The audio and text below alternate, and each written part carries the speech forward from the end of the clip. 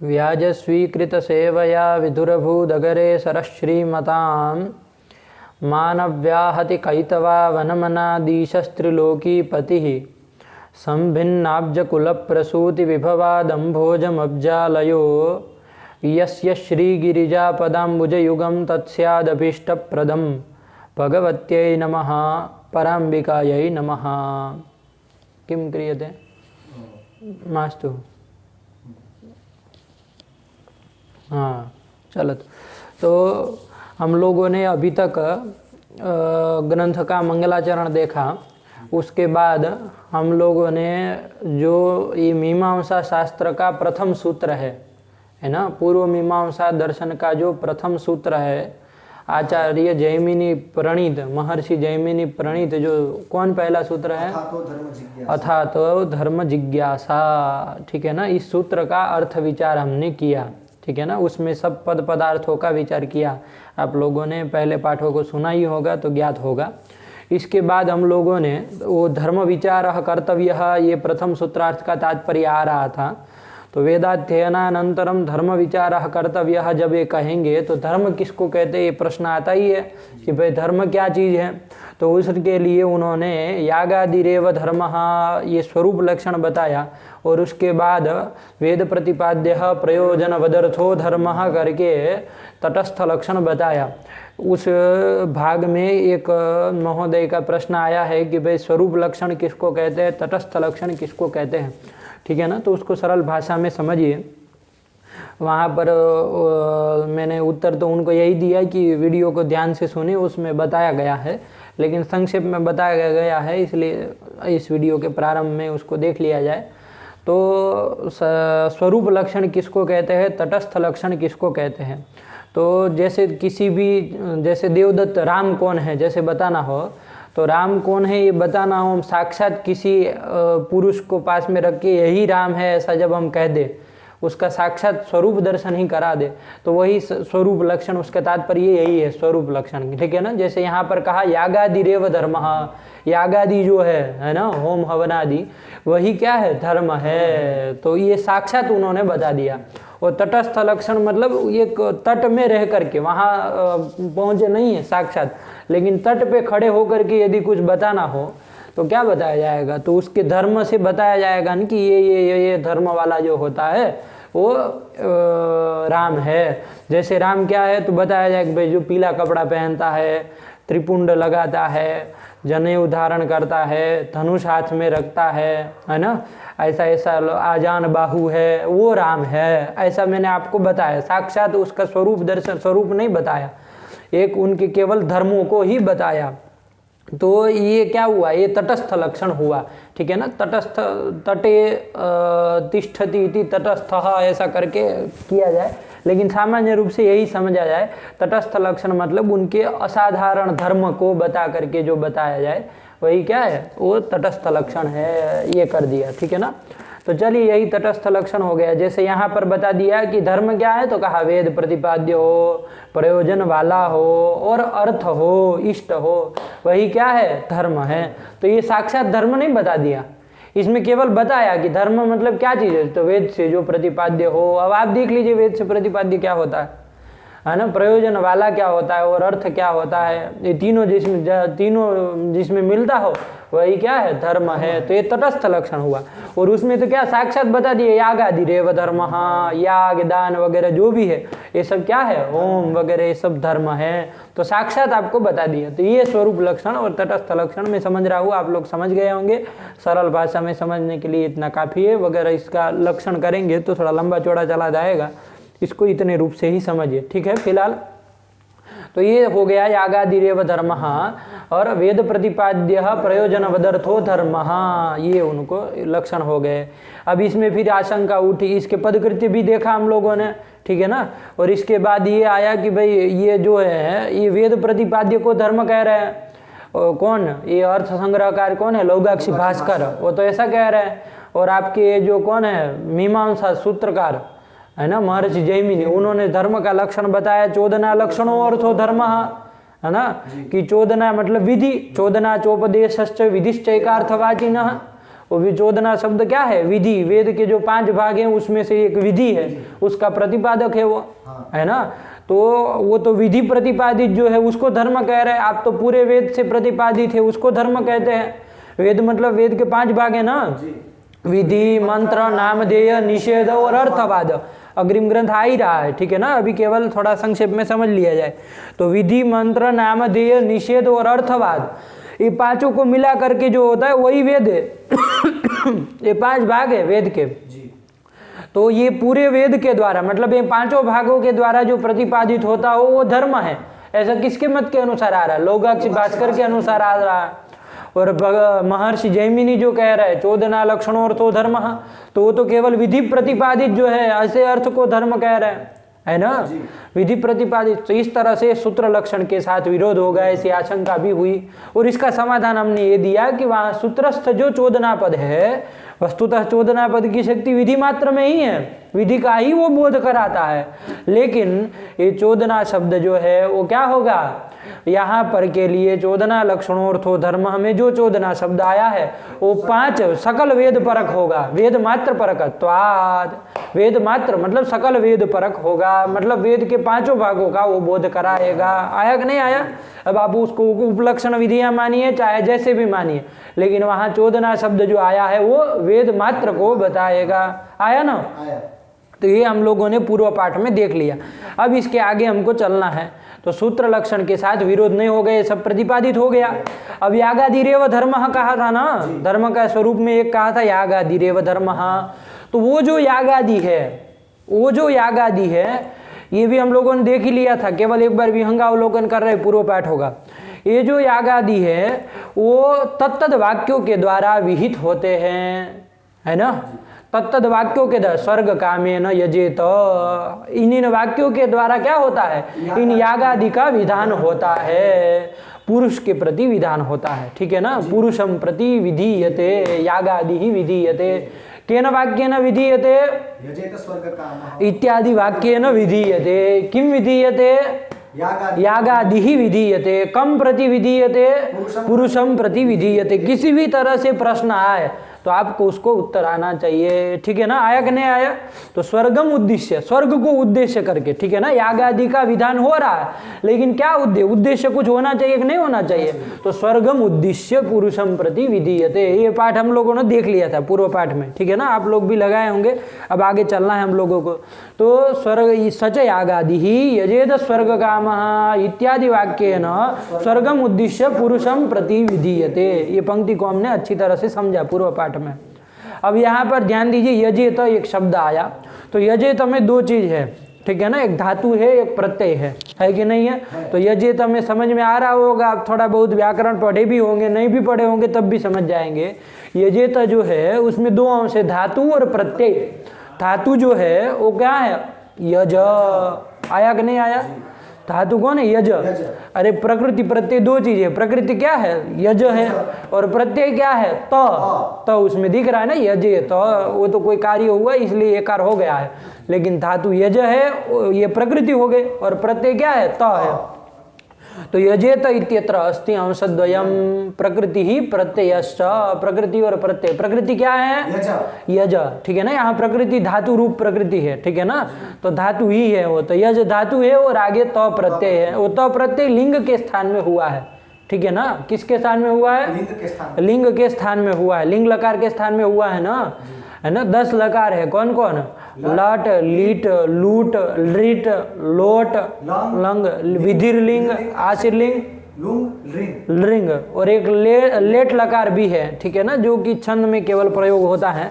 तो सामान्य रूप से ये 10 लकार जो आप सुने अभी, तो वही 10 लकार है। इसमें एक लिंग लकार भी है, उसका रूप जब यज धातु में यज धातु का जब लिंग लकार का रूप चलाएंगे विधि लिंग, तो यजेत बनेगा। जैसे लट लकार में बनाएंगे तो यजते बनेगा, यजते बनेगा, ठीक है ना। तो उसी तरह यहाँ पर क्या बनेगा? लिंग लकार में यजेत बनेगा। तो चलिए कोई घबराने वाली बात नहीं है, तो एक यज है और आगे त प्रत्यय है, ठीक है ना। वो त प्रत्यय लिंग के स्थान में हुआ, बस इतना ध्यान रखिएगा, ठीक है। लट के स्थान में हुआ होता तो यजते बनता है। अब वो सूत्र की प्रक्रिया है व्याकरण की, तो ये से बन जाता है, ठीक है ना। लेकिन यजेत यहाँ बनेगा, यज प्रकृति है और त प्रत्यय है, ठीक।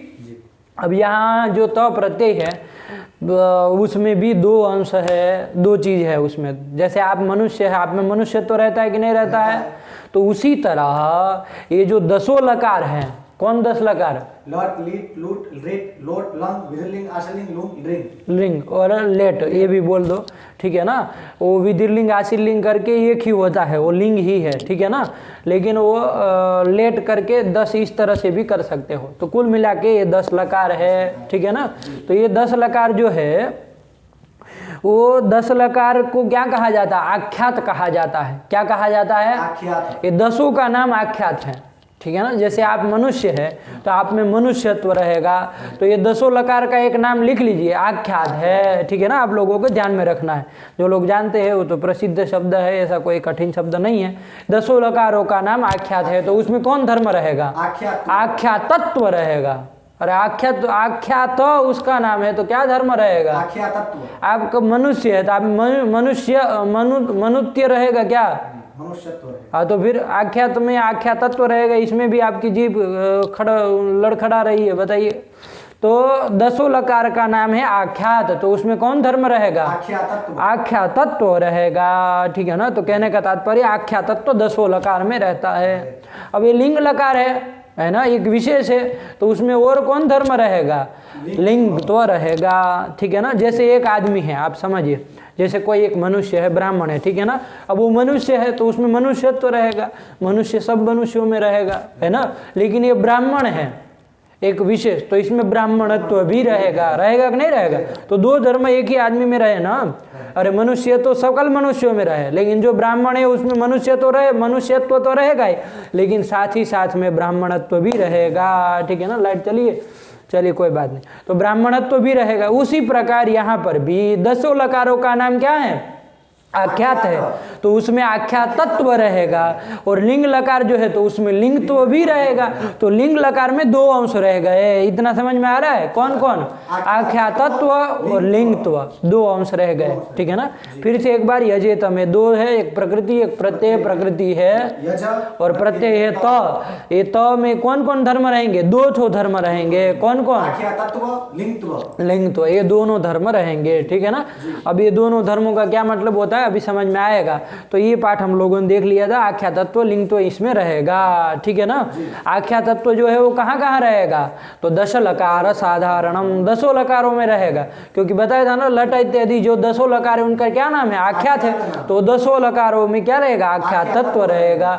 और लिंग तो केवल कहाँ रहेगा? लिंग मात्रे, है ना। जैसे ब्राह्मणत्व जो है वो कहाँ रहेगा? केवल ब्राह्मण में ही रहेगा। मनुष्यत्व तो सकल मनुष्यों में रहेगा, लेकिन ब्राह्मणत्व केवल ब्राह्मण में रहेगा, क्षत्रिय आदि में, वैश्य में, शूद्र में नहीं रहेगा। आया कि नहीं आया?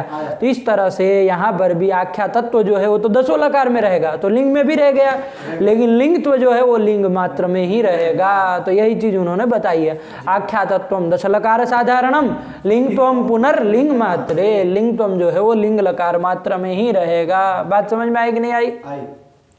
तो ये कर दिया, ठीक हुआ। तो लिंगत्वम पुनर्लिंग मात्रे। अब ये दोनों अंश जो रहे यहाँ यजेत के त में 2 अंश रह रहे, कौन कौन? आख्यातत्व, लिंगत्व। हाँ, मान लो भवती है, तो भवती के ती में कितने अंश रहेंगे? 2 अंश रहेंगे। अरे ये कहाँ लिंग तो उसमें रहेगा? हाँ, एक ही अंश रहेगा, आख्यातत्व। हाँ, तो फिर पागल हो तुम, भवती के ती में कितने अंश रहेंगे? पूछ रहा हो तो कहा 2 रह रहा। अरे कौन कौन रहेगा? आख्यातत्व ही रहेगा, ठीक है ना। लिंग तो चूंकि लिंग में ही रहता है। बात समझ में आई कि नहीं?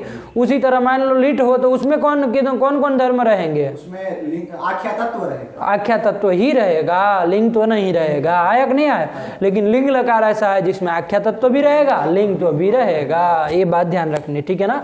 तो चलिए, और ये जो आख्यातत्व और लिंग तो है, ये दोनों अंश जो त प्रत्यय में रहे, यजेत के त में है, वो दोनों अंशों के द्वारा क्या कही जा रही है? भावना कही जा रही है। भावना उसके द्वारा बोधित हो रही है, कही जा रही है। अब इसमें घबराइए मत कि ये क्या आ गया बवाल करने के लिए। भावना को भी समझना बाकी है, भावना को समझेंगे तो आराम से समझ जाएंगे। ये पंक्ति का तात्पर्य उभाभ्याम अभी अंशाभ्याम भावना एवं उच्यते। इतना ध्यान रखिए, यजेत का जो त है उसमें 2 अंश है, आख्यातत्व और लिंगत्व, और दोनों अंशों के द्वारा भावना कही जाती है। भावना ही कही जाती है, भावना ही बोधित होती है। आया कि नहीं आया? चलिए ये कर दिया। अब प्रश्न सीधा होगा कि भाई भावना किसका नाम है, भावना किसको कहते हैं, है कि नहीं है। तो बस आज का मुख्य पाठ यहीं से चालू हो रहा है, यहाँ तक का तो हम लोगों ने पूर्व पाठों में देखा ही था, ठीक है ना। लेकिन चलिए कोई बात नहीं, एक बार विहंगावलोकन कर लिया, अब आगे से इस तरह से नहीं होगा, है ना। प्रतिदिन का जो पाठ होगा वही चलेगा, क्योंकि इसमें समय जाता है। लेकिन आप लोग को दिमाग में रहे पूरा पाठ पूर्व दिन का, इसलिए ये सब किया जाता है। चलिए तो लगा के रखिए इन सब चीज़ों को। और क्या आया आपके सामने, भावना। भावना किसको कहते हैं। तो आज पाठ में हम लोगों को पूरा भावना का एक प्रकरण समझना है कि भावना किसका नाम है, भावना के क्या भेद है और उसका क्या मतलब होता है, इसको हमको समझना है आज, ठीक है ना। भावना का कोई भी प्रश्न यदि परीक्षा में आए तो हमारा प्रश्न जाना नहीं चाहिए, ठीक है ना। इस तरह से समझना है, इसको रटना तो है ही, है ना। एक देखिए, एक लोग कल मुझे वहाँ काशी हिंदू विश्वविद्यालय में मिले थे, वो कहे कि आप पूरा रटने के लिए कहते हैं कोई भी पाठ हो, तो ऐसा क्यों कहते हैं, मतलब कठिन हो जाता है ना, सब कितना रटे हम। देखिए ये जो हम लोग चालू किए अर्थ संग्रह का पाठ, वो जिसको JRF चाहिए उसके लिए है, ठीक है ना। नेट वालों की तो नेट ऐसे ही निकाल लेते बिना पढ़े ही, है ना। तब तो याद करने की पढ़ने की कोई ज़रूरत ही नहीं है, तो आप स्वयं कर लेंगे। आपको यदि JRF चाहिए तो उसके लिए ये पाठ है, तो इसमें तो याद करना ही पड़ेगा, उसके बिना कोई नान्यः पंथा विद्यते अजनाय, है ना। JRF के लिए दूसरा कोई और मार्ग नहीं है, इसको याद करना ही करना है, ठीक है ना। लेकिन आप याद कर भी लीजिए केवल इसको, लेकिन भावना का कोई प्रश्न ऐसा उलट के पूछ देगा तो उत्तर नहीं दे पाएंगे। होता है कि नहीं होता है? होता है। पूरा रटा हुआ है, लेकिन यदि उसको समझे नहीं है तो वो कोई पंक्ति थोड़ी न पूछेगा कि भावना किसका नाम है। अरे वो तो पूछेगा इस तरह से घुमा के कि गलत ही उत्तर निकले, है ना। तो रटे से काम नहीं केवल चलेगा, उसको पढ़ना ही भी पड़ेगा। तो चलिए इसलिए हम लोग चल रहे हैं। तो भावना किसको कहते हैं हमको देखना है, ठीक है ना। भावना किसको कहते हैं, तो भावना के लिए उन्होंने लक्षण बताया, भवितुः भवनानुकूलो भावयितुः व्यापार विशेषः भावना। ये है भावना का लक्षण। देखिए भावना हम लोग में प्रयोग करते हैं, भावना शब्द का बहुत बार प्रयोग करते हैं। जैसे हम लोग किसी को कहते हैं कि अरे आपकी भावना तो बहुत खराब है, दुर्भावना है ना, वो खराब भावना है, इस तरह के करते हैं। तो भावना मतलब कि आपका इच्छा विचार, इस अर्थों में हम लोग भावना शब्द का प्रयोग करते हैं कि नहीं करते हैं। कि आपकी भावना बहुत खराब रही, उनकी भावना बहुत अच्छी है, बहुत भावना अच्छी है, मतलब उनका विचार सोचना इच्छा ये सब बहुत अच्छा है। इस तात्पर्य में हम लोग भावना का प्रयोग करते हैं कि नहीं करते हैं। लेकिन यहाँ पर भावना मतलब वो नहीं है, पारिभाषिक शब्द है भावना, ठीक है ना। क्या है तो उसका स्वरूप उन्होंने बताया है, भवितुः भवनानुकूलो भावयितुर व्यापार विशेषो भावना। एक कर दिया, इस लक्षण को हमको समझाना है। इसमें भ भ भ भ आ रहा है तो उसमें घबराने वाली कोई बात नहीं है ना, कोई टेढ़ा मेढ़ा नहीं, बिल्कुल सरल है। मैं आपको दो दृष्टांत से समझाता हूँ, है ना। उस दृष्टांत को दिमाग में रख के उसके खटाइए तो समझ में आ जाएगा। जैसे देखिए कोई एक पिता है, क्या है, एक पिता है, उसने अपने पुत्र को कहा, क्या कहा कि भाई घड़ा ले आओ। अब चलो घड़ा वड़ा आप लोगों को कठिन लगेगा। मान लीजिए किसी पिता ने अपने पुत्र को कहा कि मेरा मोबाइल ले आओ। क्या कहा? मेरा मोबाइल ले आओ। आजकल ये प्रसिद्ध है ना व्यवहार, तो प्रसिद्ध व्यवहार में ही घटा रहे, ठीक है ना। तो क्या कहा एक पिता ने अपने पुत्र को कि मोबाइल ले आओ। तो क्या होगा, वो पुत्र खड़ा होके जाएगा जहाँ मोबाइल चार्जिंग वार्जिंग में कहीं रखा होगा, तो वहाँ से निकाल के वो मोबाइल यहाँ पर पहुँचा देगा, इतना करेगा। ये घटना आपको समझ में आई कि नहीं आई? एक पिता ने अपने पुत्र को कहा कि मोबाइल ले आओ। अब वो मोबाइल ले आओ मतलब दूरवाणीम आनय, उसका संस्कृत बोलेंगे तो यही बोलेंगे ना, मोबाइल मतलब दूरवाणी, तो दूरवाणीम आनय ऐसा कहा उन्होंने। तो मोबाइल ले आओ ये कहा, सामान्य रूप से भी लीजिए। तो वो लड़का खड़ा हुआ, वहाँ गया, मोबाइल लेके पहुँचा दिया। इतनी प्रक्रिया समझ में आई। अब इसको देखने की दो दृष्टि है आपके पास, ठीक है ना, ध्यान दीजिएगा। दो तरफ से इस घटनाक्रम को देख सकते हैं। देखिए एक तो व्यापार हुआ आपका, ये पिताजी का व्यापार। पिताजी ने कोई व्यापार मतलब क्रिया, व्यापार मतलब क्या, क्रिया। एक बात ध्यान से समझिएगा, व्यापार मतलब क्रिया, ठीक है ना। तो व्यापार मतलब क्रिया। अब ये व्यापार यहाँ पिताजी का एक व्यापार हुआ कि नहीं हुआ? क्या हुआ? पिताजी ने क्या व्यापार किया? पिताजी ने कौन सी क्रिया की? बोला, उच्चारण किया, शब्द प्रयोग किया, क्या किया कि भाई मोबाइल ले आओ, है ना, किया कि नहीं किया।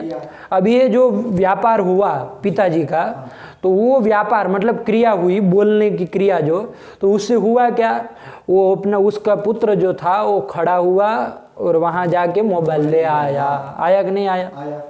तो देखिए पिताजी ने व्यापार किया तो उससे एक चीज पैदा हुई, क्या पैदा हुई, पिताजी ने जो शब्द प्रयोग किया, वाक्य प्रयोग किया, तो उन्होंने व्यापार किया, इस व्यापार से कोई चीज हुई, उत्पन्न हुई, क्या उत्पन्न हुई, वो अपने पुत्र की प्रवृत्ति हुई कि नहीं हुई, उसके पुत्र में एक प्रवृत्ति हुई कि नहीं हुई, किसी कार्य में बैठा था वैसे ही सो रहा था मान लीजिए, है ना, तो क्या हुआ, उस पुत्र की प्रवृत्ति हुई, पिता ने व्यापार किया, क्या व्यापार किया, शब्द प्रयोगात्मक बोलने का व्यापार किया कि दुर्वाणीम आनय, उसको सुन करके वो शिष्य में, पुत्र में क्या हुई, एक प्रवृत्ति हुई, क्या प्रवृत्ति हुई, वो खड़ा होके जाके वो ले आया, तो ये प्रवृत्ति हुई कि नहीं हुई।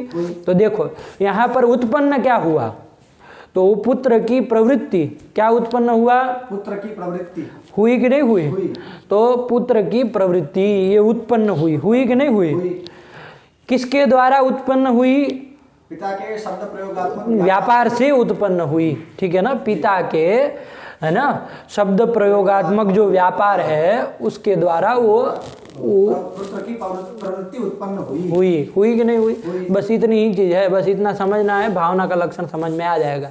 तो पिता का जो ये व्यापार है ना वही भावना है, शब्द प्रयोगात्मक पिता का जो ये व्यापार है ना यही भावना है। भावना मतलब व्यापार, इसको रख लीजिए। संक्षेप में यदि कोई पूछे कि भावना मतलब क्या, जैसे ऐसे प्रश्न पूछ भी सकता है कि अधोलिखित येषु भावना का भावना पदार्थ कह, और नीचे पूरा लक्षण नहीं लिखा होगा, केवल व्यापार लिखा होगा, फिर फलम लिखा होगा, क्या क्या सब लिख देगा, तो आपको पकड़ना है व्यापार, भावना मतलब व्यापार, है ना। व्यापार मतलब वो वाला व्यापार नहीं, लेन देन करने वाला, वो भी एक व्यापार है, ठीक है ना, वो भी एक क्रिया है, लेकिन यहाँ व्यापार से सकल क्रिया को ले लेना है।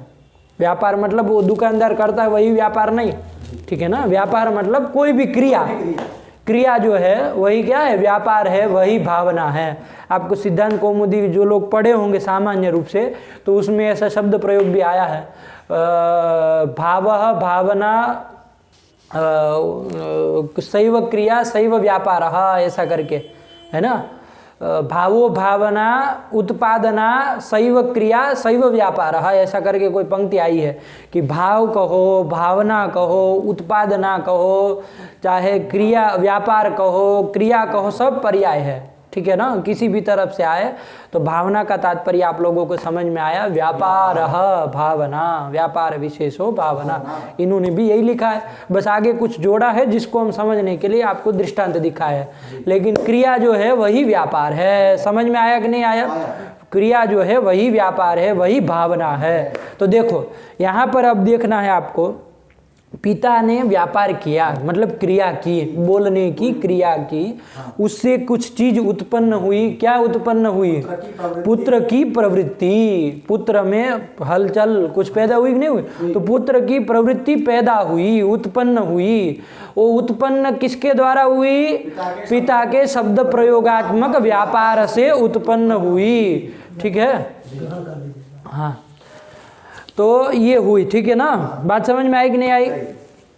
अब देखिए यहाँ पर इस लक्षण को घटाना है, ठीक है ना, इस पूरी जो घटना मैंने दृष्टांत दिखाया उसमें घटाना है। तो देखिए भवितुहु भवनानुकूलो भावयितुहु व्यापार विशेषः, तीन चीज़ों को समझ लीजिए। एक होता है भावयिता, एक होता है भविता, और एक होता है उत्पत्ति। उत्पत्ति जो कहते हैं सामान्य रूप से, ठीक है ना, उत्पत्ति मतलब पैदा होना, यही है ना। तो भावयिता किसको कहता है, भावयिता मतलब क्या, तो भावयिता मतलब पैदा कराने वाला, है ना। उत्पादयिता, भावयिता बराबर उत्पादयिता। तो यहाँ पर आप बता सकते हो भावयिता उत्पादयिता कौन है, पिता का पिता ही उत्पादयिता है, पिता ही भावयिता है, ठीक है ना। बात समझ में आई कि नहीं आई। पिता ही क्या है, भावयिता है ना, और वही उत्पादयिता, भावयिता उत्पादयिता क्या है, पर्याय है, ठीक है ना। तो ये भावयिता, एक भविता होता है। भविता मतलब उत्पन्न होने वाला, भावयिता मतलब उत्पन्न कराने वाला, और भविता मतलब उत्पन्न होने वाला। तो यहाँ उत्पन्न होने वाला कौन है? शिष्य की प्रवृत्ति, पुत्र की प्रवृत्ति, ठीक है ना। पुत्र तो विद्यमान था, पुत्र नहीं है भविता, पुत्र की प्रवृत्ति भविता है, उत्पन्न होने, उत्पद्यमान जो होता है ना उसको भविता कहते हैं। आया कि नहीं आया? थोड़ा टेढ़ा मेढ़ा हो रहा है आप लोगों को, शायद ऐसा लगता हो, लेकिन ऐसा कुछ नहीं है। सामान्य रूप से अभी शब्दार्थों को समझ लीजिए तो लक्षण फटाफट घट जाएगा, फिर आप सब जगह घटा पाएंगे, ठीक है ना जी। अब देखिए, भवितुहु मतलब उत्पद्यमानस्य, उत्पन्न होने वाला जो कोई भी है उसकी जो उत्पत्ति होगी, अरे उत्पन्न जो होने वाला है उसकी कोई उत्पत्ति होगी ना, वो उत्पत्ति का अनुकूल जो व्यापार, उत्पत्ति का जनक, अनुकूल मतलब जनक जो व्यापार, उत्पत्ति को पैदा कराने वाला जो भावयिता का व्यापार है वही क्या है? भावना है। आया कि नहीं आया? भवितुहु बराबर उत्पद्यमानस्य, आया कि नहीं आया? उत्पत्त्यनुकूलो, भवनानुकूलो लिखा है ना, भवनानुकूलो बराबर उत्पत्त्यनुकूल, याद रखिएगा। भवितुहु बराबर उत्पद्यमानस्य, हाँ, भवनानुकूल बराबर प्रवृत्त्यनुकूल, अरे उत्पत्त्यनुकूल, भवनानुकूल बराबर उत्पत्त्यनुकूल, उत्पत्ति जनक, भावयितुः बराबर उत्पादयितुः, उत्पादयितुः, व्यापार विशेष बराबर क्रिया विशेष भावना। आया कि नहीं आया? अब इसको थोड़ा सही समझिए, ठीक है ना। ये तो आप पर्याय समझ लिए हैं, अब इसको घटाना है। देखिए, भवितुहु मतलब जो पैदा होने वाला, उत्पद्यमानस्य पैदा होने वाले के जो उत्पत्ति है, अरे पैदा होने वाला जो होगा उसकी उत्पत्ति होगी कि नहीं होगी, है ना। और उस उत्पत्ति का जनक कोई भावयिता का, उत्पादयिता का व्यापार होगा, तो वो जो व्यापार है वही भावना है। जैसे अब यहाँ पर घटाइए, पैदा होने वाला क्या है? तो पुत्र की प्रवृत्ति, ये भविता हो गई, ठीक है ना। तो भवितुहु मतलब पुत्र प्रवृत्ति है, उत्पत्ति अनुकूल, उत्पत्ति जनक, वो पुत्र की प्रवृत्ति का, प्रवृत्ति के उत्पत्ति का जनक है ना। जो भावयिता का व्यापार मतलब किसका व्यापार? पिता का जो व्यापार, क्या व्यापार है उसका? शब्द प्रयोगात्मक व्यापार, बोलने का जो व्यापार है वही भावना है। घटा कि नहीं घटा? भवितुहु मतलब पुत्र प्रवृत्ति है, उत्पत्ति भवनानुकूल बराबर उत्पत्ति जनक, भावयितुः मतलब पितुः, उत्पादयितुः पितुः, यह व्यापार विशेष क्रिया विशेष शब्द प्रयोगात्मक जो व्यापार विशेष है वही क्या है? भावना है। आया कि नहीं आया? वही भावना है। भावना मतलब क्रिया, संक्षेप से इतना समझिए, भाव व्यापार विशेष भावना, क्रिया विशेष भावना। किसका व्यापार? तो भावयिता का व्यापार, उत्पादयिता का व्यापार, चाहे वो पिता हो, चाहे गुरु हो, चाहे कोई भी मालिक हो, उससे कोई मतलब नहीं, ठीक है ना। पिता से कोई लेना देना नहीं, लेकिन कोई तो होगा भावयिता, सामान्य रूप से हमने पिता को लिया। तो भावयिता का जो व्यापार है वही क्या है? भावना है, वही भावना है। और वो व्यापार कैसा है? भवितुः भवनानुकूल, पैदा होने वाला जो है उसकी उत्पत्ति का जनक है वो व्यापार, ठीक है ना। लेकिन वो व्यापार है किसका? तो भावयिता का व्यापार है। तो सब ओर से समझ में आ रहा है ना कि वो व्यापार क्या है, कौन कौन विशेषण व्यापार में जा रहा है। वो भवनानुकूल है मतलब उत्पत्ति अनुकूल है, उत्पत्ति का जनक है वो व्यापार, वो भावना है। किसका व्यापार है? तो भावयिता का वो व्यापार है। कुल मिला के आएगा भावना मतलब व्यापार, ठीक है ना। अब वो कैसा व्यापार?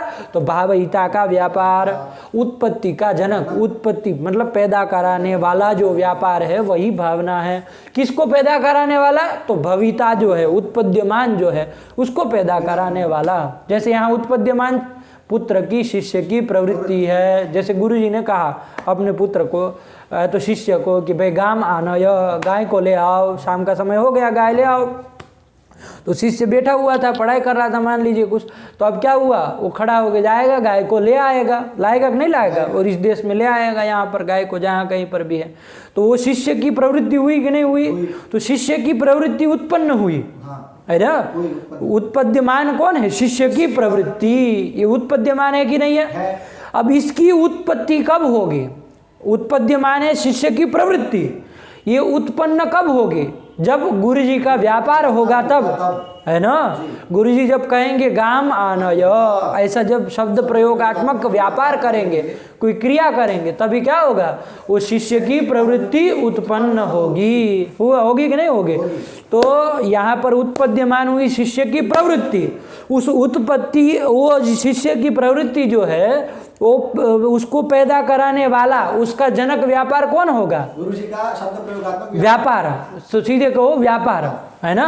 वो व्यापार क्या है, तो शब्द प्रयोगात्मक व्यापार, यही क्या होगा, भावना होगी। वो व्यापार किसका है, तो भावयिता का है, गुरु हो मतलब गुरु का व्यापार है। आया कि नहीं आया। तो यही जो व्यापार है, यही जो भावना है, वही क्या है, यही जो व्यापार है, क्रिया है, वही भावना है। आया ना। अब कहीं पर भी उदाहरण होगा, घटा लेंगे आप, घटा लेंगे, ठीक है ना। क्या लक्षण बना दिया, भवितुः भवनानुकूलो भावयितुर व्यापार विशेषः भावना। भावना, ठीक है, इतना समझना है। भावना मतलब क्या, व्यापार, क्रिया, सीधा अर्थ यही है, ठीक है ना। तो ये भावना। अब देखिए, ये जो मैंने घटनाक्रम बताया, गुरुजी ने अपने शिष्य को कहा, चाहे पिता ने अपने पुत्र को कहा कि गाम आनय, ठीक है ना।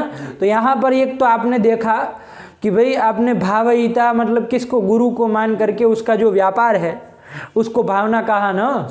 हाँ, क्योंकि वो भी उत्पत्ति अनुकूल, उत्पत्ति का जनक है ही। किसके उत्पत्ति का जनक, शिष्य की चाहे पुत्र की प्रवृत्ति जो है उसके उत्पत्ति का जनक वो व्यापार है ही, ठीक है ना। तो इसलिए वो व्यापार विशेष भावना है कहा। अब इसी घटनाक्रम को एक दूसरे तरफ से देखिए, इसी घटनाक्रम को, जैसे पिता ने अपने पुत्र को कहा था कि भाई क्या दूरवाणी में आनय, मोबाइल ले आओ, है ना। अब वो पुत्र खड़ा हुआ, वहाँ गया, मोबाइल लेके आया, यहाँ पर रख दिया। आया कि नहीं, हुआ कि नहीं हुआ ये।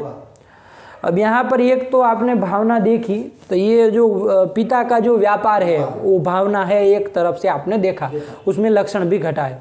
देखिए यहाँ एक और भी है, वो पुत्र ने भी कोई व्यापार किया है, किया है कि नहीं किया है, किया है ना। पुत्र ने भी कोई व्यापार किया है, कोई क्रिया की है। क्या क्रिया की है, उठ के चल कर गया और मोबाइल को लेकर आया, तो ये भी एक क्रिया है ना, ये भी व्यापार है ना। तो ये व्यापार भी भावना है, ठीक है ना, ठीक है वाह। यहाँ पर अब ये भी क्या है, ये भी भावना है। अब ये दूसरी तरफ से कह रहा, वो समझ के रख दीजिए, एक दो तरफ से होता है कोई भी जगह, यहाँ ऐसे प्रसंगों में दो तरफ से भावना समझ में आएगी आपको। अब इसका अलग अलग नाम देंगे हम आगे जाके, ठीक है ना, लेकिन अभी समझ के रखिए। तो शिष्य ने भी चाहे पुत्र ने भी क्या किया, कोई क्रिया विशेष किया है ना, कोई व्यापार किया ना, उठकर गया, पैदल चल के गया और आया उस चीज को लेकर के आया ना। तो उन्होंने भी व्यापार किया, शिष्य ने, पुत्र ने भी व्यापार किया है, तो ये व्यापार भी भावना है। लेकिन यहाँ पर भावयिता कौन होगा, अब पुत्र ही भावयिता होगा, उत्पादयिता वो है, ठीक है ना, ध्यान रखिएगा, बात समझ में आ रही है। तो भावयितुः व्यापार, हाँ मतलब वो शिष्य का जो, पुत्र का जो व्यापार है वही क्या है, भावना है। अब ये कौन से उत्पद्यमान को पैदा करा रहा है, ये प्रश्न होगा कि नहीं होगा। वहाँ पर तो था कि पिता का जो व्यापार था वो तो शिष्य पुत्र की प्रवृत्ति को पैदा करा रहा था, लेकिन यहाँ पर क्या पैदा करा रहा है, तो यहाँ पर ध्यान दो, वो जो पुत्र की प्रवृत्ति है उससे क्या हो रहा है, वो दूरवाणी चाहे गाय जो अन्य देश में थी वो इस देश में उसकी प्राप्ति हो गई, हुई कि नहीं हुई, ये तो देश में उसकी प्राप्ति हुई ना। अन्य देश में वो दूरवाणी मोबाइल पड़ा हुआ था, दूसरी जगह पर पड़ा हुआ था, है ना, उसको इस जगह ले आया, इस टेबल तक ले आया, है कि नहीं है। तो ये उत्पन्न हुआ, है ना, मोबाइल में एतद् देश प्राप्ति, है ना, एतद् देश प्राप्ति, इस देश में उसको प्राप्ति करा। ये देश मतलब भारत, इंडिया, वो देश को नहीं कह रहा है। अरे कोई जगह, दूसरी जगह मान लीजिए वो चार्ज करने के लिए वो प्लग के पास पड़ा था, उसको यहाँ टेबल तक ले आया, है ना। तो यही क्या है, एतद् देश मतलब यही जो टेबल रूप देश है उसमें उस दूरवाणी की प्राप्ति कराना। तो ये प्राप्ति हुई कि नहीं हुई, तो ये प्राप्ति पैदा हुई, एतद् देश प्राप्ति उसको कहेंगे, ठीक है ना। संक्षेप में उसको क्या बोलेंगे, एतद् देश प्राप्ति, एतद् देश प्राप्ति, ठीक है ना। तो ये जो एतद् देश में प्राप्ति हुई, ये पैदा हुई कि नहीं हुई, ये उत्पद्यमान है, उत्पन्न होने वाला है, ठीक है ना। इसकी उत्पत्ति का जनक व्यापार कौन सा व्यापार है, पुत्र का व्यापार। पुत्र का व्यापार, पिता का व्यापार नहीं है इसमें, है ना। पिता ने बोल दिया तो दूरवाणी उड़ के नहीं ना आ गई थी यहाँ पर, नहीं ना आई थी। तो ये जो एतद देश में प्राप्ति कराना है, चाहे गाय की चाहे मोबाइल की, किसी की भी एतद देश में जो प्राप्ति कराना है, इसकी जो ये जो उत्पन्न हुआ इसका जनक कौन होगा? पुत्र का व्यापार। पुत्र का व्यापार क्या होगा? पुत्र का व्यापार। तो भावयिता पुत्र है, उसका व्यापार। क्या व्यापार? अब इसका व्यापार वो व्यापार नहीं, बोलने वाला व्यापार नहीं है, वो पादक्रमण करना, पादक्रमणात्मक व्यापार। आया कि नहीं है? पादक्रमु विक्षेप कहते हैं ना, तो वही तो क्रम पादक्रमण करना, तो ये जो मतलब पैर को हिला हिला के जाना, यही जो उसका व्यापार है, गमनात्मक व्यापार, यही व्यापार भी भावना है। ठीक है ना। तो इस प्रसंग में दो भावनाएं समझ में आई कि नहीं आई? एक तो आपका भावयिता का व्यापार करके पिता का व्यापार लिया, ठीक है ना, वो भी भावना है। क्या व्यापार था वो? शब्द प्रयोगात्मक, बोलने का व्यापार, है ना। एक तो ये था, लेकिन ये इसमें ध्यान रखिए किसको पैदा करा रहा था? पुत्र की प्रवृत्ति को उत्पन्न करा रहा था, बस इतना ध्यान दीजिएगा। और एक दूसरा व्यापार मैंने बताया पुत्र का व्यापार। क्या व्यापार है वो? पादक्रमण रूप व्यापार। तो ये व्यापार भी क्या है? ये भी भावना है, लेकिन ये किसको पैदा करा रहा है? देश प्राप्ति, है ना। किसी भी चीज की अन्य देश में जो था वो एतद देश में उसको ले आना, वो एतद देश प्राप्ति करा देना, यही क्या है इसमें उत्पन्न होता है। उसके व्यापार से यही चीज पैदा हुई। आया कि नहीं आया? तो यही भावना है। तो दो तरफ से भावनाएं आपको समझ में आई होगी। आई कि नहीं आई? तो चलिए यही है। तो भवितुः भवनानुकूलो भावयितुः व्यापार विशेष भावना। जैसे अभी हम लोग वो पहले वाला व्यापार लेंगे, पिता का व्यापार लेके घटाएंगे, तो कैसे घटाएंगे? भवितुः मतलब पुत्र प्रवृत्ति है। भवितुः मतलब उत्पद्यमानस्य, उत्पन्न होने वाला जो है उसको उत्पद्यमान कहा जाएगा, भविता कहा जाएगा। तो उत्पद्यमानस्य मतलब पुत्र प्रवृत्ति है। हाँ, षष्ठी में भी जोड़, पुत्र प्रवृत्ति है। आया कि नहीं? पुत्र की प्रवृत्ति का जो पुत्र की प्रवृत्ति की जो उत्पत्ति है, उसका जनक जो व्यापार, कौन व्यापार? पिता का शब्द प्रयोगात्मक व्यापार। तो भावयिता का व्यापार मतलब पिता का व्यापार। कौन व्यापार? तो शब्द प्रयोगात्मक व्यापार। यही व्यापार जो है यही भावना है। समझ में आया? एक तो ये भावना हुई। और नंबर 2 में भावना कौन होगी? एक उसी जगह घटाइए यही लक्षण को। अब पुत्र का जो व्यापार है, पादकर्मणात्मक व्यापार, वो भी भावना है, उसमें भी घटाइए लक्षण घट रहा है कि नहीं घट रहा है। देखिए तो क्या है? भविता भवितुः उत्पद्यमानस्य एतद्देश प्राप्तेः। प्राप्तेः। आया कि नहीं आया? उत्पत्ति अनुकूलः, उत्पत्ति जनकः, यह भावयितुः व्यापारः। भावयितुः मतलब यहाँ पर पुत्रस्य व्यापार विशेषः। कौन व्यापार? पादक्रमणात्मक व्यापार विशेषः भावना। ये भावना है। आया कि नहीं आया? ये कर दिया, ठीक है ना। तो इसको दो तरफ से आप लोगों को समझ में आया होगा। ये तो आप लौकिक दृष्टांत से देखे हैं, अब यहाँ पर एक वैदिक दृष्टांत से इसको समझा जाए, ठीक है ना, ताकि अच्छी तरह से समझ में आ जाए। तो हम लौकिक दृष्टांत से इस भावना को समझे। अब देखिए वैदिक वाक्य है यजेत स्वर्ग कामः। क्या कहा? यजेत स्वर्ग कामः, है कि नहीं है?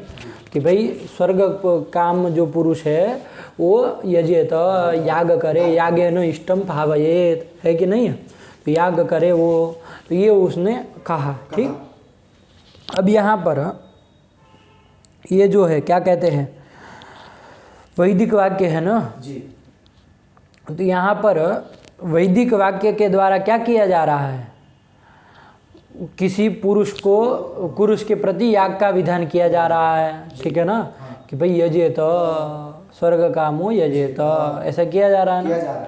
अब ये वैदिक वाक्य के द्वारा जो ये किया जा रहा है ना, यजेत कहा जा रहा है। तो यहाँ पर क्या होगा? ऐसा जब वो पुरुष सुनेगा, स्वर्ग काम पुरुष, तो क्या होगा? वो उसकी प्रवृत्ति होगी कि नहीं होगी? पुरुष की प्रवृत्ति होगी ना। कहाँ प्रवृत्ति होगी? याग करने में। याग करने में प्रवृत्ति होगी ना, पुरुष की प्रवृत्ति हुई। तो ये पुरुष की प्रवृत्ति जो है उसको, ये पुरुष की प्रवृत्ति क्या हो गई? उत्पद्यमान हो गए। क्या हो गए? उत्पद्यमान हो गई, ठीक हुआ। तो उत्पद्यमान जो ये पुरुष की प्रवृत्ति है, उसकी उत्पत्ति का जनक है ना, उसकी उत्पत्ति को उत्पत्ति कराने वाला जो व्यापार विशेष है ना। यहाँ पर देखिए, वहाँ पर लौकिक दृष्टांत में भावहिता करके कोई पिता चाहे गुरु ऐसा कोई आ रहा था कि नहीं आ रहा, ऐसा यहाँ पर नहीं होगा कोई, ध्यान रखिएगा वैदिक, क्योंकि वेद जो है वो क्या है, अपौरुषेय है, इसको बनाने वाला कोई पुरुष नहीं है, ठीक है ना। मीमांसक लोग क्या मानते हैं, अपौरुषेयम वाक्यम वेद, वेद का लक्षण ही ऐसा किया कि जो अपौरुषेय है, मतलब किसी पुरुष के द्वारा वो निर्मित नहीं है, ईश्वर के द्वारा भी निर्मित नहीं है ना। पुरुष में वो भी आ गया, ईश्वर भी, ठीक है ना, लेकिन उसके द्वारा भी निर्मित नहीं है। नैयायिक लोग जैसे कहते हैं ना, ध्यान रखिएगा, नैयायिक लोग क्या मानते हैं, पुरुष के द्वारा मानते हैं वेद का प्रणयन, ठीक है ना। पुरुष मतलब वो ईश्वर रूप पुरुष के द्वारा क्या मानते हैं, वेद का प्रणयन, ईश्वर प्रणीतो वेदः, ये मानते हैं नैयायिक लोग, ठीक है ना, कि भाई ईश्वर के द्वारा वेद प्रणीत होता है, ठीक है जी। लेकिन ये मीमांसक लोग नहीं मानते हैं।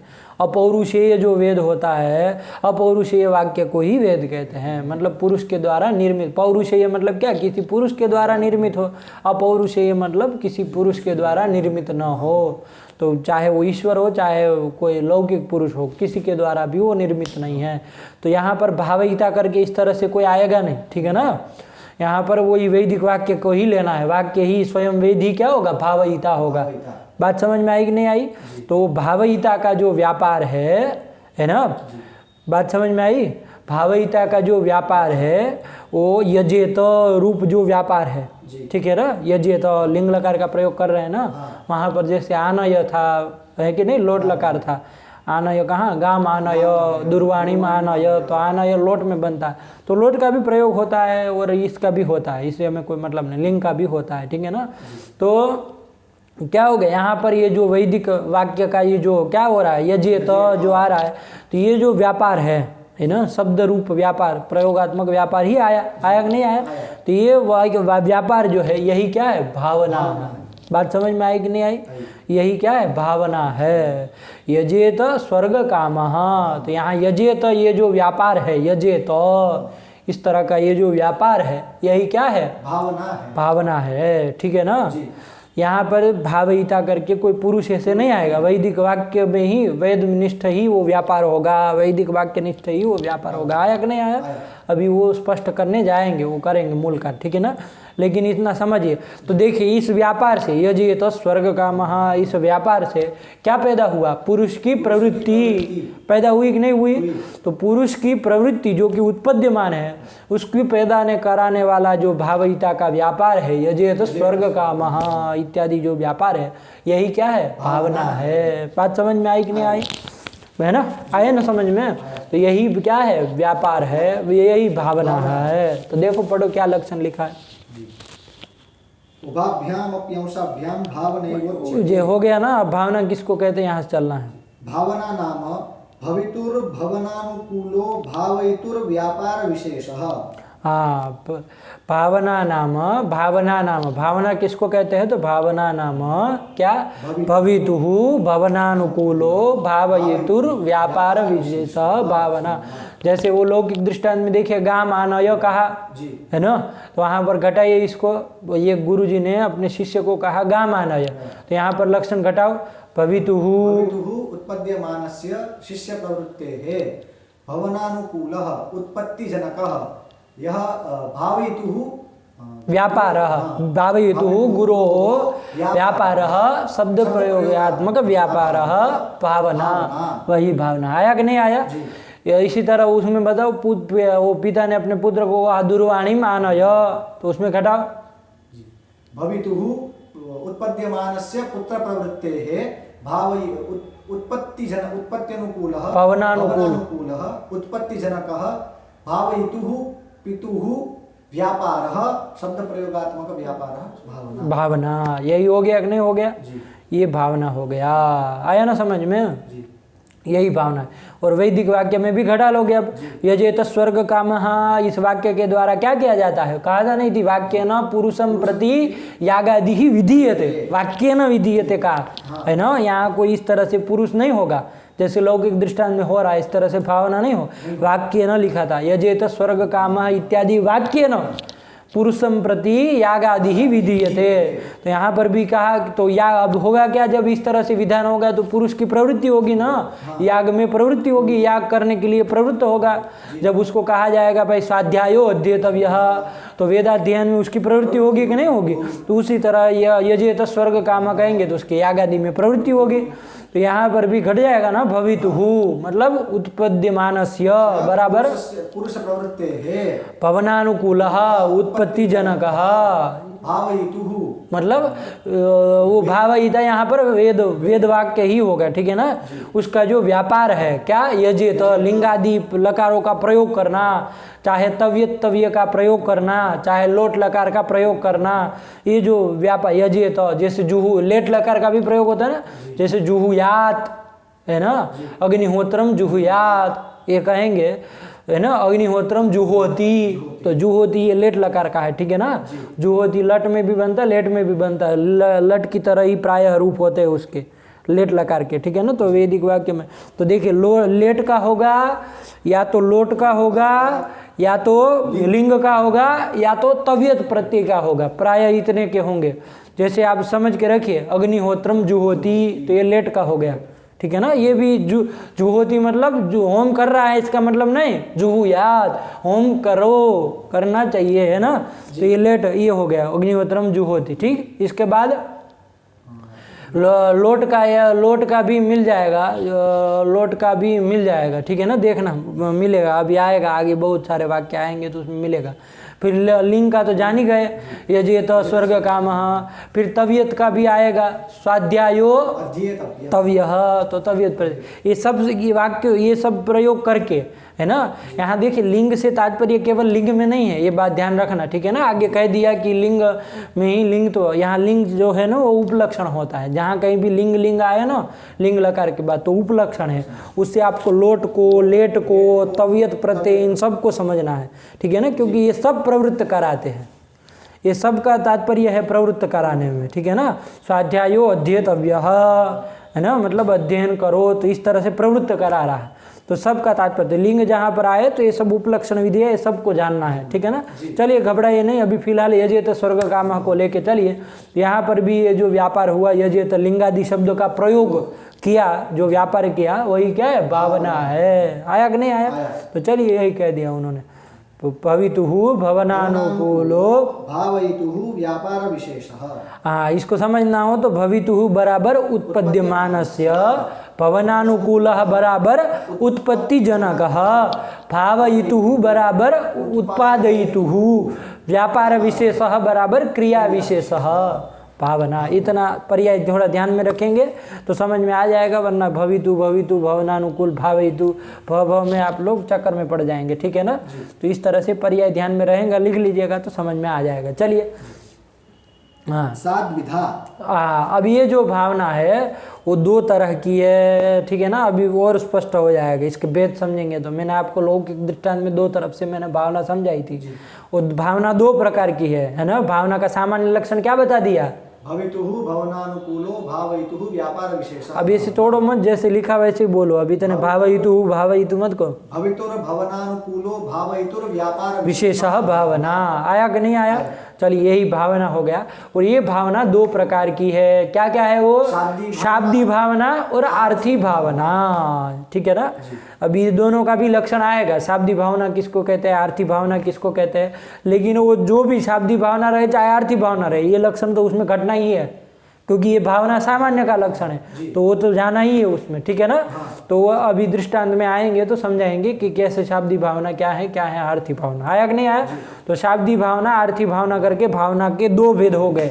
भावना सामान्य का लक्षण पूछे तो क्या बताओगे, भवितुर भवनानुकूलो भावयितुर व्यापार विशेषः भावना। भावना, ठीक है ना, ये भावना सामान्य का लक्षण मतलब है ना, ये कोई विशेष का लक्षण नहीं, शाब्दी भावना का चाहे आर्थी भावना का इस तरह का विशेष का लक्षण नहीं है, ठीक है ना, सामान्य का लक्षण। आया ना, चलिए। तो ये भावना जो है वो भावना दो प्रकार की, क्या क्या, शाब्दी भावना और आर्थी भावना।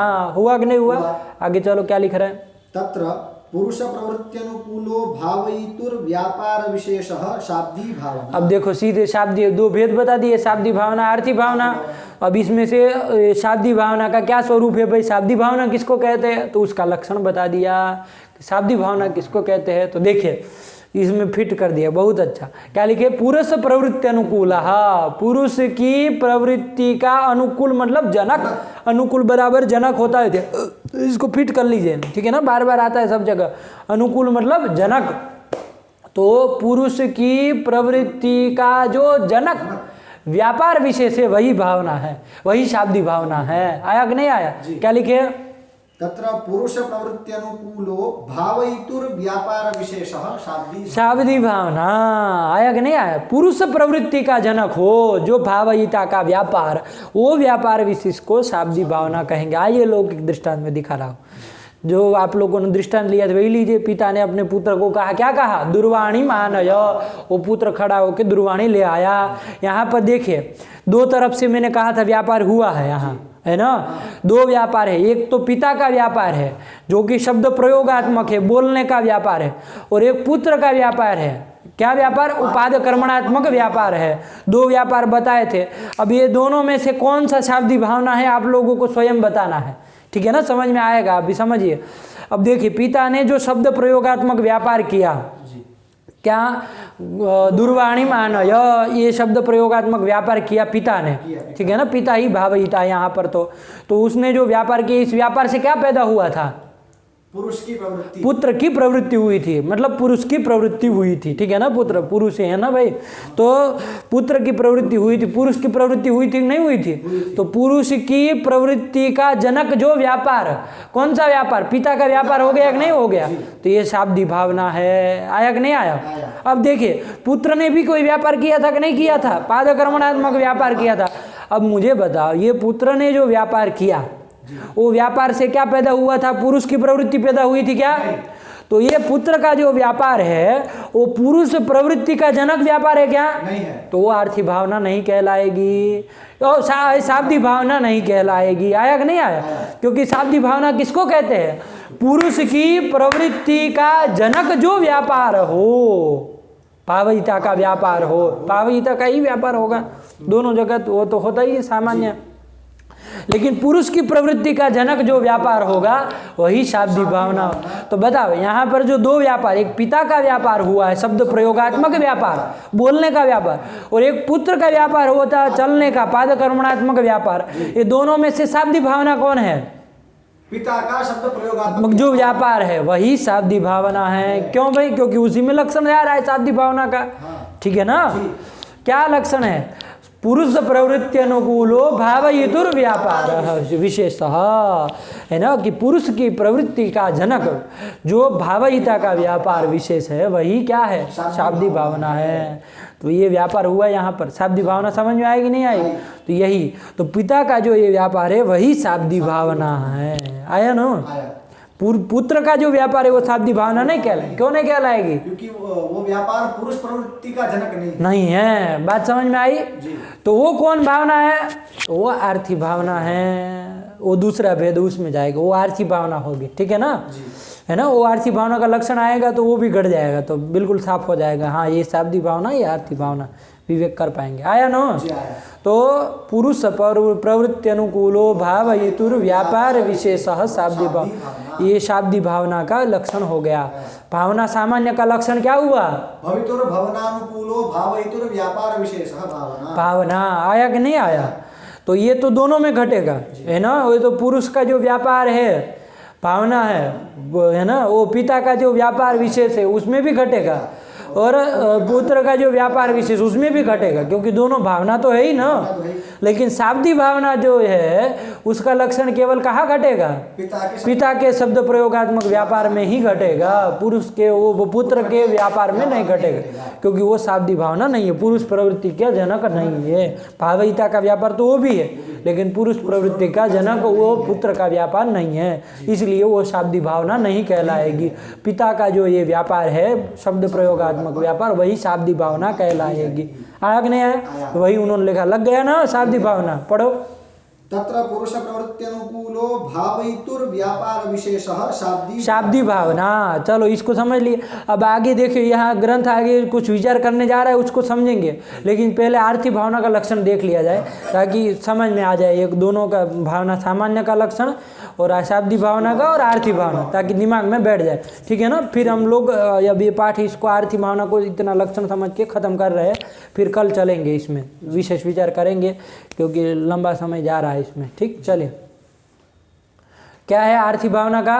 प्रयोजन इच्छा जनित क्रिया विषय व्यापार आर्थी भावना। आर्थी भावना प्रयोजनेच्छा जनित, प्रयोजन मतलब फल, फलेच्छा जनित, प्रयोजन मतलब फल, प्रयोजनम फलम।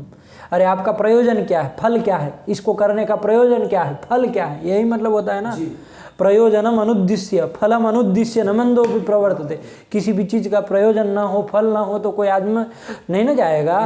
अब लोग प्रयोजन मतलब फल होता है ना, या संज्ञा सासा प्रयोजनवती भवेत फलवती भवेत, बोलते हैं कि नहीं बोलते। तो प्रयोजनम मतलब फलम, कहने का तात्पर्य। तो प्रयोजनेच्छा जनित, तो प्रयोजन मतलब फल, तो फलेच्छा, फल विषयणी इच्छा होगी कि नहीं होगी? तो यहाँ फल विषयणी इच्छा जो कोई भी होगी, फल विषयणी जो इच्छा है, तादृश इच्छा जनित जो व्यापार है ना, क्रिया विषय जो व्यापार होगा वही व्यापार आर्थी भावना कहलाएगा। इसको समझिए। क्या पंक्ति है, पढ़िए। प्रयोजन इच्छा जनित क्रिया विषय व्यापार आर्थी भावना। हाँ देखिए, कोई भी इच्छा, आप फल जो होगा कोई भी, तो वो जब फल विषयणी इच्छा होगी तो क्या होगा, फल विषयणी जब इच्छा होगी तभी तो आपकी उसमें प्रवृत्ति होगी। जैसे वो पुत्र जो है उसको एक फल विषयणी इच्छा हुई ना कि भाई वो पिता का मैं कुछ काम कर दूँ, इस तरह की इच्छा हुई कि नहीं हुई। वो दूरवाणी जो है उसको इस देश में पहुंचा दूँ, उस गाय को इस देश में पहुंचा दूँ, है ना, ताकि कुछ काम हो, पिता की आज्ञा का सत्कार हो, जो भी प्रयोजन रहा, फल रहा, वो फल विषय, फल इच्छा हुई कि नहीं हुई, फल की इच्छा उसको हुई कि नहीं हुई पुत्र को। तो फल की जब उसको इच्छा हुई, प्रयोजन की जब इच्छा हुई, तो इच्छा से क्या होगा, वो क्रिया करेगा कि नहीं करेगा, क्रिया कोई क्रिया विशेष करेगा कि नहीं करेगा। तो वो जो क्रिया विशेष जो व्यापार होगा वही क्या होगा, वही आर्थी भावना कहलाएगी। बात समझ में आएगी नहीं? प्रयोजनेच्छा जनित मतलब प्रयोजन फल प्रयोजन विषयणी जो इच्छा, फल विषयणी जो इच्छा, उसके द्वारा जनित, उसके द्वारा पैदा होने वाला जो व्यापार विशेष है वही क्या है, आर्थी भावना है। आया कि नहीं आया? तो यही आर्थी भावना। तो पुरुष का जो मतलब पुत्र का चाहे शिष्य का जो व्यापार विशेष हुआ वही क्या हुआ, आर्थी भावना हुई। आया कि नहीं आया? इसको अब देखिए, ये आर्थी भावना समझ में आया कि नहीं आया? एक बार पंक्ति पढ़ लो।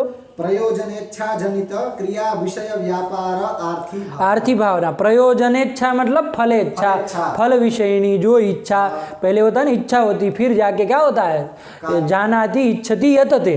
तो पहले इच्छा होगी ना उसको, कोई फल विषयणी कि ऐसा फल मिले, ऐसा कोई फल विषयणी इच्छा होगी, कोई भी फल हो चाहे प्रयोजन जो भी रहे, तो प्रयोजन विषयणी इच्छा होगी, तब जाके क्या होगा, उससे कोई व्यापार होगा, क्रिया विशेष व्यापार करेगा कि नहीं करेगा।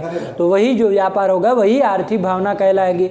प्रयोजनेच्छा जनित, प्रयोजन विषयणी इच्छा के द्वारा जनित जो व्यापार विशेष है ना, क्रिया विषय जो व्यापार है वही क्या है, आर्थी भावना है। आया कि नहीं आया? जी। तो ये आर्थी भावना है। तो आप लोगों को समझ में आया होगा, शाब्दी भावना, आर्थी भावना करके भावना के दो भेद। भावना सामान्य का लक्षण कोई पूछे तो क्या बताओगे? भावनानुकूलो भावयितुर व्यापार विशेषः भावना। भावना, ये भावना कितने प्रकार की है? 2 प्रकार की। क्या क्या? शाब्दी भावना, आर्थी भावना। शाब्दी भावना का क्या लक्षण है? प्रवृत्त्यनुकूलो भावयितुर व्यापार विशेषः शाब्दी भावना। और आर्थी भावना का लक्षण क्या है? प्रयोजनेच्छा जनित क्रिया विषय व्यापार आर्थी भावना। आर्थी भावना, ये कर दिया, ठीक है ना, ये कर दिया। अब देखिए, अब आइए, ये तो हम लोग लौकिक दृष्टांत में दोनों को घटा के देख लिए। वैदिक दृष्टांत में आइए, वैदिक दृष्टांत में यजेत स्वर्ग काम, इस वाक्य के द्वारा स्वर्गम उद्देश्य पुरुषम प्रति यागादि विधीयते, ये सब समझा ना आपने। अब देखिए, यहाँ पर 2 व्यापार यहाँ पर भी है। एक वैदिक वाक्य निष्ठ व्यापार होगा, ठीक है ना। लिंगादि प्रयोग जो हुआ, लिंगादि शब्द के द्वारा क्या होगा, वो पुरुष की प्रवृत्ति होगी। तो पुरुष प्रवृत्ति अनुकूल व्यापार, वो वाक्य शब्द निष्ठ आएगा कि नहीं आएगा? लिंगादि यजेत स्वर्ग काम, ये तादृश वाक्य निष्ठ व्यापार आएगा कि नहीं आएगा? तो ये व्यापार कैसा व्यापार कहलाएगा? शाब्दिक भावना, क्योंकि इससे क्या हो रही है, पुरुष प्रवृत्ति हो रही है, हो रही नहीं, पुरुष प्रवृत्ति अनुकूल व्यापार विशेष, ये वाक्य शब्दनिष्ठ जाएगा, आया कि नहीं। यहाँ देखिए मैंने आपको बार बार बता रहा हूँ कि वैदिक वाक्य में इस तरह का लौकिक दृष्टांत की तरह कोई पुरुष नहीं मिलेगा, क्योंकि वेद चूंकि अपौरुषेय है, तो इस तरह का कोई पुरुष नहीं है जिननिष्ठ यनिष्ठ व्यापार हो, जिसमें कोई व्यापार रहे, इस तरह का कोई पुरुष नहीं है, ठीक है ना। शब्दनिष्ठ ही व्यापार माना, इसलिए इसको शाब्दिक भावना कहते हैं, आगे कहने वाले हैं, इसलिए इसका नाम शाब्दिक भावना, क्योंकि ये व्यापार शब्दनिष्ठ होता है ना। थोड़ी सूक्ष्मता से देखे तो समझ में आएगा। यजेत स्वर्ग काम है, यहाँ यजेत ये जो शब्द है इसमें एक व्यापार रह रहा है ना। कौन व्यापार? पुरुष की प्रवृत्ति को पैदा कराने वाला एक व्यापार है ना, लिंगादि प्रयोग रूप व्यापार है। यही व्यापार क्या कहलाएगा? शाब्दिक भावना कहलाएगा, क्योंकि इसके द्वारा किसी भी पुरुष, देवदत्ता आदि जो भी पुरुष है, ब्राह्मण जो है, उसकी क्या हो रही है? प्रवृत्ति हो रही है। तो उसकी प्रवृत्ति का जनक ये जो व्यापार है, जो कि शब्दनिष्ठ हो रहा, वो क्या व्यापार? शाब्दिक भावना कहलाएगा। आया कि नहीं आया? ये तो ये हो गया। अब देखिए इससे एक और भी व्यापार, वो पुरुष की प्रवृत्ति हो रही है ना, याग आदि में प्रवृत्ति हो रही है कि नहीं हो रही है? याग आदि में क्यों प्रवृत्ति हो रही है? स्वर्ग को उद्देश्य करके, है ना, स्वर्ग को चाह रहा है ना कि मुझे भी स्वर्ग मिले, ये फल की कामना से ही तो उसकी प्रवृत्ति हो रही है, हो रही कि नहीं हो रही है? तो यहाँ पर देखो, वो पुरुष की जो प्रवृत्ति हो रही है याग आदि में, वो जो पुरुष का भी एक व्यापार है, याग आदि करना, होम आदि जो भी करेगा वो भी व्यापार होगा कि नहीं होगा पुरुष का, लेकिन वो जो व्यापार वो शाब्दिक भावना नहीं कहलाएगा। क्यों? वो पुरुष प्रवृत्ति का जनक नहीं है वो व्यापार, ठीक है ना। तो इसलिए वो शाब्दिक भावना नहीं हो, लेकिन आर्थिक भावना जरूर होगी, घट जाएगा। देखिए घटाओ, आर्थिक भावना क्या लक्षण बताए? प्रयोजन इच्छा जनित क्रिया विषय व्यापार आर्थिक भावना। यहाँ प्रयोजन फल क्या है? स्वर्ग ही प्रयोजन, स्वर्ग फल है, ठीक है ना। तो इस फल विषयनी उसको इच्छा हुई कि मुझे भी स्वर्ग मिले, है ना, स्वर्ग विषयनी उसको इच्छा हुई। जब उसको ये स्वर्ग विषयनी इच्छा हुई तो इच्छा से क्या होगा? जब उसको इच्छा हुई तो वो इच्छा को पूरे वो करने के लिए क्या करेगा? व्यापार विशेष करेगा कि नहीं करेगा? तो क्या व्यापार करेगा? याग आदि व्यापार करेगा। तो वही व्यापार जो है वही क्या कहलाएगा? आर्थिक भावना कहलाएगी। ये बात समझ में आएगी नहीं? तो प्रयोजन इच्छा जनित क्रिया विषय जो व्यापार विशेष है वही क्या है? आर्थिक भावना है। आया ना, ये कर दिया आर्थिक भावना, शाब्दिक भावना। यहाँ पर यजेत स्वर्ग काम, ये जो शब्दनिष्ठ जो व्यापार रहेगा, जो कि पुरुष प्रवृत्ति का जनक है, और लिंगादि शब्दनिष्ठ जो रहेगा वो व्यापार कैसा कहलाएगा? शाब्दिक भावना कहलाएगा। आया कि नहीं? भावना तो दोनों है, पुरुष की प्रवृत्ति भी भावना है और वो शब्दनिष्ठ जो व्यापार है वो भी भावना है, लेकिन जो शब्दनिष्ठ व्यापार है वो पुरुष प्रवृत्ति का जनक होने के कारण वो शाब्दिक भावना है, और वो जो व्यापार है वो फले प्रयोजनेच्छा जनित व्यापार है, तो इसलिए वो व्यापार क्या कहलाएगा? आर्थिक भावना है। आया कि नहीं आया? तो इस तरह से विवेक कर लोगे, दोनों का उदाहरण समझ में आ गया।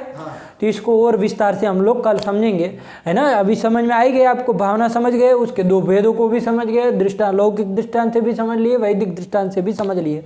अब इसमें जो जो कुछ ग्रंथकार ने कहा है तो उसको पंक्ति से हम लोग कल लगा लेंगे। बस एक पाठ में कल हम लोगों का ये हो जाएगा। आया कि नहीं आया? तो बस इतना लगा के आइए, समझ करके आइए, पाठ यहीं रखा जाए। अस्तु।